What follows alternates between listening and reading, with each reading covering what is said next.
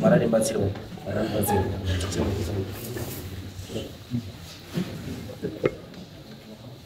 Sorry, bichanga ni. Matukota yesari. Leo na uya.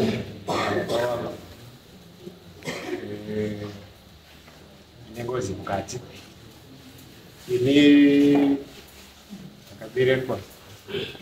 Sikazi. Ndo madari ya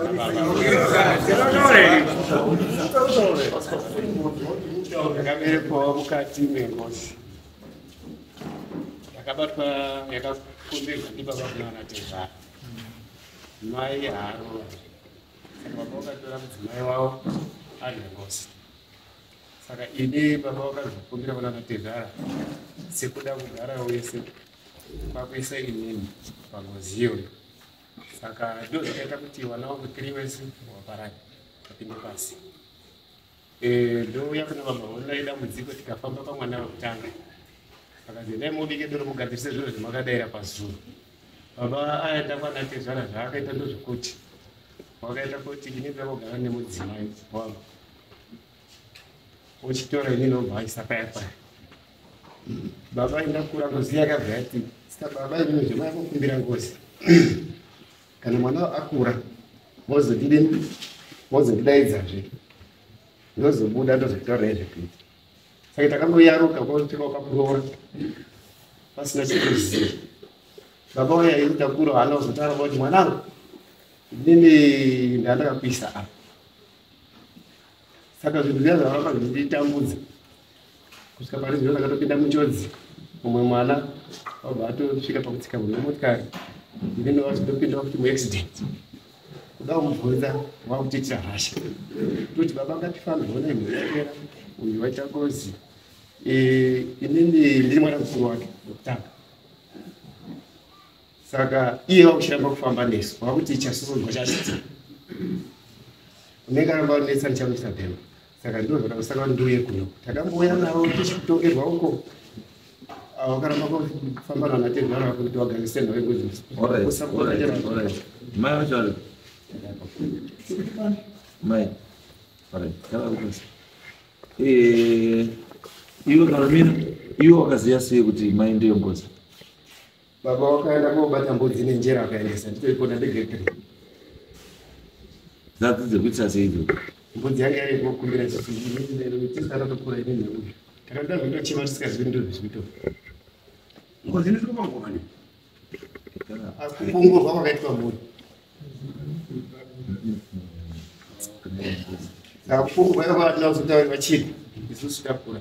Iyo baba akataura kuti kana vana vakura unofanira kuzoita kuti zvawakaita unza njera yako nembudzi. Ndizakavari zvinoda pachini. Saka izvi zvine mwana wangu uri kubudirwa. Ndochivabvunza iwo wachadini. Mwana anakuya mari ngesho. Right, mai. Wait. Kozi mulizoinya ndini. Ndizvo. Mulizoinya ndini. Kana muruzi mimi ndimi ichuto ni mwana icho padere kuti mimi muri ngozi. Icho kwani. Zvakaitika. Ndati chokwadi here chitwa mwana kuti mimi munoziva kuti muri ngozi. Ngozi iyo itakauya munoziva nditi kuti muri ngozi handiti. Asi munoziva here kuti mutengo wengozi ndiyo kuti ukabereka mwana nemukadzi wengozi mwana iwo havasi wako. Zvakaitika zvese. Ndati munoziva here kuti ukabereka wana nemukadzi wengozi mwana iwo havasi wako ndewengozi. Munoziva here. Saka imi maudzwa izvozvo muchibereka wana makaitei? Kumba takaenda baba tikauya taurira baba ndakataura baba inini zvinhu izvi ndini handizvikoni. Isai mhuri yenyu nekuti ndiri mwana wemutsikana. Ini ndiri kuda kurongwa nekuti hapana ungondisapota. Ana mukoma achiramba ndizvo. Ini baba handitomuziva. Aiziva baba hanzvadzi dzangu. Gadzirisa zvinhu zvenyu. Shuwa na baba aya wondojela tiri kugadzira. kusvika tapinda mamambo mutasi tapinda mamambo mutasi hanzadzenziri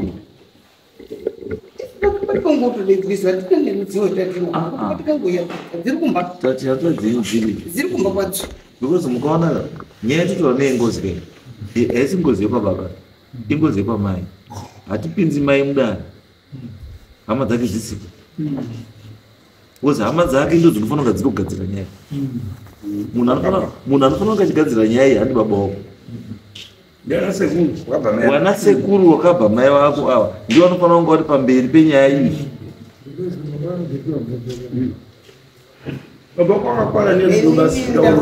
kuti ndiri musunga aiwa ini chandafira mai ndechekuti wamwe unotoramba nezvinhu zvanoziva matimi matira zvechokwadi zvechokwadi ndoziva ndivengo ndoziva saka isusu kana yaitodaro tikuziva kuti nyaya yakamira yaka chatoita kudai solution chatoita kudai solution yekuti zvinhu zviite sei zvinhu zvigadzirisike awana wagare zvakadii munoziva kuti imwe ngozi inoita sei imwe ngozi inoti ukarora mukadzi wake especially ari mukadzi weapiwa kuti ndiye mukadzi wake inokuuraya iwe murume wacho audii kana kutoti unotokumbira every time and again uchitofanira kuita zvaunofanira kudii uchitoita ivi nyangoda yabota unotokumbira kuti takumboya zviro zvenyu unotokumbira imhiko yengozi iyo handi zvako mozokutogara nemukadzi uchizoti hasi wako ane muridzi ine mukadzi wengozi akataura nhasi handisi kuda haumanikidzi because anenge abambuka nekakamunita every time kakandofunga kuti pa tea time kakutoda kakafunga kuti lunch time kana kakangoita jealous nekuti iwo haunyanyawo kanokwanisa pakakuuraya kuti wakudijira bota rangu tu mashamari indiwa 1 spoon iro 10 spoon kanokwanisa kutokuuraya zvinoitika iwe wacho ndo zvinodetsera chii ngozi saka ngozi manje inoda kuti kana ine kumusha kuvanhu kawaridzwe mumusha ndo vanofanira kugadzisa chii ngozi yavo sani baba wako une ngozi ngozi changa kukumbira manje kwakusaidisira zinda uya tinompa chiro bandagara maningi mutorana tiri wana chikoko kuongora kwawakaedza kuti kuongora kwawakaedza ndokundipa kwawakaedza ngozi mwana wako anodai mirai mai imaiyo ndira kakubara ndinakandibara unataura uiona ini ndinotaura nababa baba ndio akandigwisira jera nembudzi yake yakabata zvinogadzirwa kumusha kwamai wako wari kurambira awa ta wakamai wacho wakawarambira awa pawatofira madabva wati ndokonyatuyo baba wacho bati handiuyo right ndiri kutika andikuona nyaya paipo nyaya iri pekuti wabereki waramba kuti handiwewo takaitira gemu mini kuti wabereki vari kuziva kuti imimi makaisa panani kana asiri uyu saka ndeupi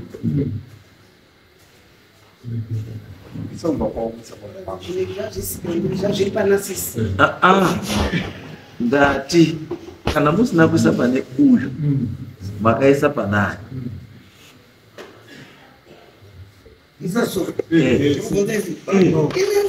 chipambo mwana handina kuisa chipambo mwana kana uya chipambo mwana baba wakaenda nenjera nechii nembudzi kwaratizva zvakanga zviri zvei akaenda nazvo kuri kuenda kuti uya kutaura kuti ini ndakuda mukadzi wangu makataurawo kuti iungorora azvi iwe ungorora mukadzi wako aiwa mukadzi anoendeserwa njera nembudzi chinoomberwa kuchikuwa kuru rakaendiwa kaziraiti ichona ibva chabuda chega chava chakabuda chega chikati chii chichibva chatara zvikadzi oraiti mumwe mondipawo wana wairi wana mukoma wakaramba kuti wana hatichengeti mondipawo wana wairi hatiti makapa ani nani wakandotorwa ndiwo dangwene aiwa saka mamuda kuti haapo sei uyu anotaura wani kuti imi mamuda tomuisa asi izvi makutaura kuti uyu neubi mwacho ndo ndiye basi uyu upi Saka munutaura makapa saka mudaona mazvinhu munoziva sei? Dara mama munyeti baba munozopotomuka. Pakazi mimi ndine kutaka wewe takuendesa kungozi. Baba wala akitakupa baba wacho. Baba wako kwenda kuendesa kungozi. Kiswero takupa baba wacho. Pemakazoramba nemwana kupesira ndio ngozi peka zobvunza kuti imi mati maguma kubereka here. Makuramba namuri. Iwe imi ziri ngozi munayaka munoziva ngozi iri pamuri how can you share your family imi muziva kuti ngozi munayaka ngozi iripo kuti murume akarora munhu haagowaniswi wana saka mutondaura pana wenya mutozva kuti awa 2 ndewe ngozi awa 3 ndewe wababa tachingotaura iyo ichokwadi pazvakaita zvingandiri zicharenguya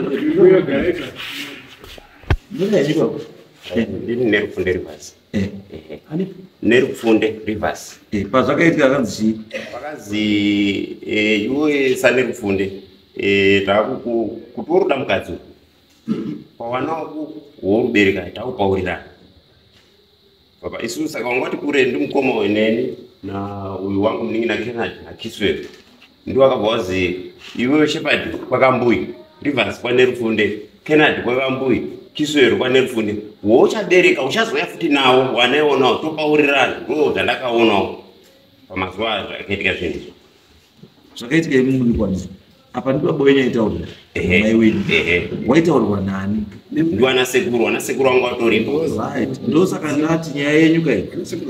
This leo nyaya next week 17. Samuna wana sekuru wawe bana. Tibatsire wana. Wese. Wasipo wana sekuru nyaya yenyu haitse. Pane basa kuwatora zvirikuda kuvasunga. Basa lepiri. Nekuti izvozvi takauya mamuno mamambo mutasa kanu kake chitatu. Hamuna kuya munomba kuno kuya kwandiri nekutanga. Bhazi zvinezvi iwewe wakatoabhiusa mwana iwewe.